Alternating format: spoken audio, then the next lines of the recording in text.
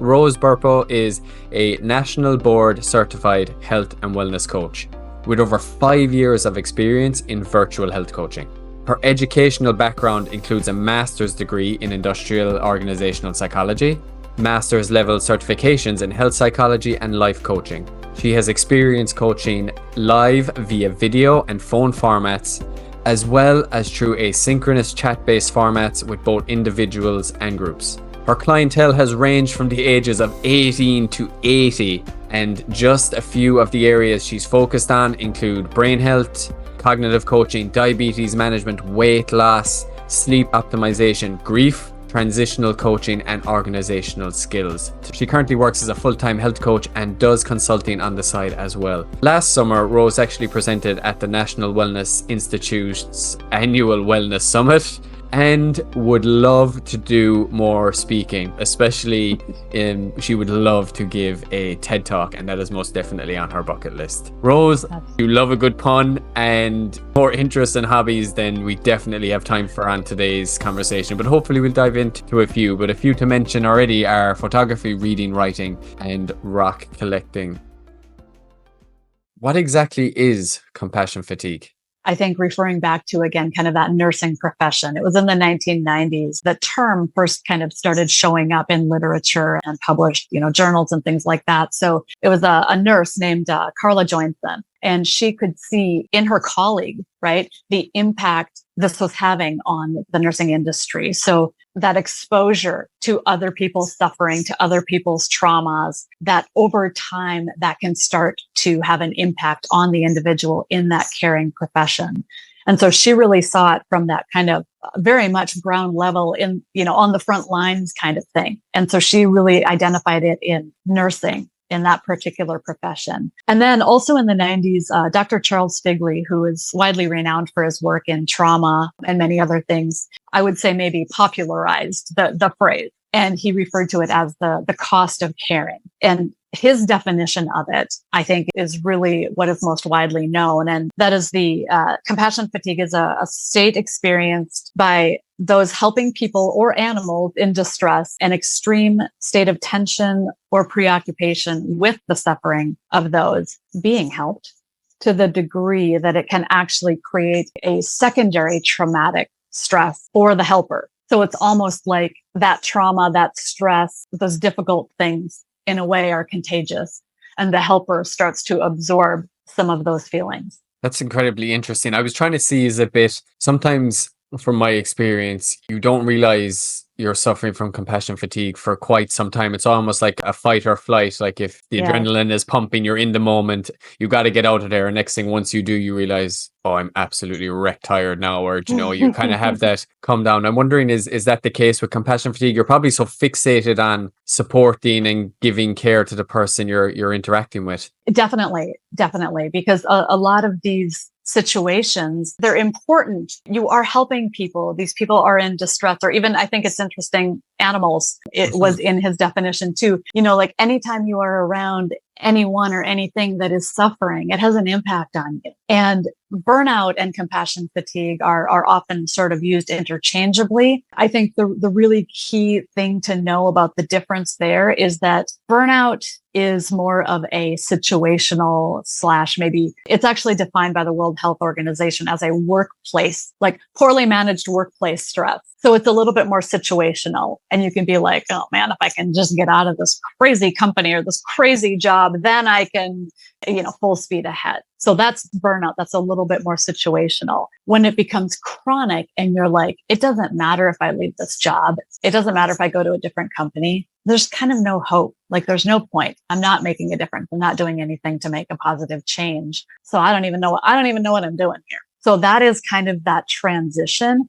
and being able to really recognize burnout and being cognizant of that so you can catch yourself before you get to that point. Also, I think it's very interesting that, yes, sometimes you are in the middle of these situations that are they take all your time and attention, right? So you are very focused on helping people. But also, have you ever heard of the phrase, how to boil a frog?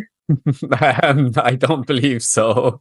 Oh, wait. So No, I think yeah, go ahead. I think I did. yeah, not eat the frog. That's a different thing. Frogs are very useful in many analogies, apparently. So how you boil a frog. So you think about if you just dump a frog in a pot of boiling water, it's not going to be happy with you. It's going to freak out. It's going to jump out. It's going to hop away, right? But if you put that frog in some nice cool water, it's a nice calming environment, right? And then you just gradually turn up the heat bit by bit by bit. That frog doesn't realize it's being boiled until it's being boiled. At that point, it's too late. So perhaps a rather gruesome analogy, but it's a really good example that makes you think about how easy it can be to suddenly find yourself in a situation that's not good, and you didn't even realize that you were getting there. And so I think that is really key in why we have to have these conversations about things like compassion fatigue, because you want to be aware of it before you are in the middle of it, before you're being boiled, essentially. Yeah, and just a disclaimer, no frogs were hurt in the making of this No podcast. frogs. But We love frogs. it does seem like burnout and compassion fatigue are definitely used interchangeably. And I think what you're saying here is the difference is burnout seems to almost be like an indicating like pre-symptom or something of compassion fatigue. You're saying if you get out of the specific environment, like that it will subside, whereas compassion fatigue is more like deep rooted. It doesn't really, and this doesn't mean to sound hopeless, but it doesn't matter what environment you're in, like you were suffering from compassion fatigue, which is slightly different from burnout, which is situational. Absolutely. Yeah. Okay. And I know compassion fatigue, as you've been talking, it isn't just limited to healthcare professionals anymore. You know, it seems to be creeping into many other areas, other fields of life. Why do you think this is happening? Is it due to societal changes, such as people juggling multiple jobs or caregiving roles? Yes, to all of the above. I think it's a multifaceted answer there. I think one thing, unfortunately, is that health in general is kind of declining in our society. Like we're not seeing people getting healthier consistently. You know, metabolic disorders are on the rise. There's a lot of things that are problematic with that. It's not good for anyone. But one thing that does have an impact there is that with people becoming unhealthier, there's a need for more caregivers in those caring professions. So in a sense, the supply and demand is now unequal, right? We've got so many more people who are becoming unhealthier. They need more help. And there's maybe less and less people who are able to help them. And many of those helpers are experiencing compassion fatigue. So that is one aspect of it. Another aspect is definitely more people are becoming caregivers in their personal life. So this is relevant in a professional capacity, but it's also relevant in personal lives. And I saw a statistic not long ago that, and I don't know if this is 100% up to date and accurate, but it was 73% of employees in the United States devote 20 to 30 hours in addition to their full-time job, 20 to 30 hours of caregiving. So reasons for that could include our population is aging. There's more people who are taking care of elderly parents. The cost of caregiving has increased. So childcare in the last decade, the costs have gone up over 25%. Elder care costs have gone up over 40% in the last decade. People are needing to care for their loved ones in their own home more out of necessity now. So more people are caregivers. Also, I think it's interesting, around 5% of all Americans have more than one job in the workforce. So people are needing to work more. They're needing to work harder. You know, people in this economy, you know, I mean, it's challenging, right? I also think that from a societal perspective, we are inundated with a constant barrage of news. We have at our fingertips sad and tragic things that are happening all over the world. It's important to be aware of those things. Yes, we can't put our heads in the sand, as they say, right?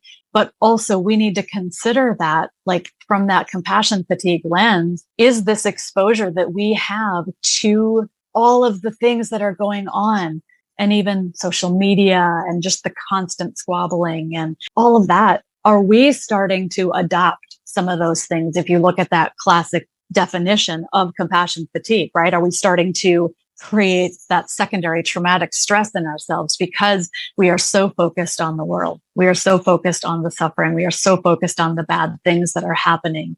And I think we see that day after day, and we start to see that cynicism developing, right? A great example, and we certainly are not going to dive into a political conversation, But you bring up politics and people, what's their reaction? Like Yeah, it's they're either polarizing. scared or they're mad or they're just like, it's hopeless. We actually have political compassion fatigue right now as well. So I think there's a lot of reasons why it is becoming more and more relevant.